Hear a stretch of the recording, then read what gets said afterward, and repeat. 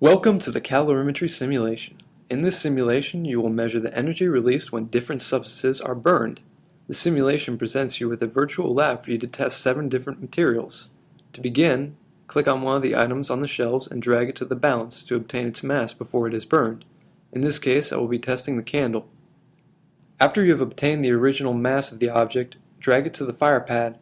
When you have set the item down on the fire pad, click the Ignite button to light it on fire. The timer will automatically count down from 6 minutes.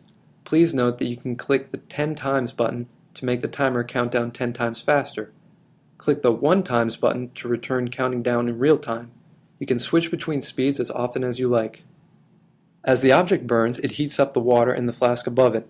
The thermometer in the flask records the temperature of the water in degrees Celsius. The more energy an object gives off as it burns, the larger the difference will be between the temperature of the water before the burning and the temperature of the water after the burning. After the timer has ended and the flame has been extinguished, drag the object over to the balance again to determine the mass after burning.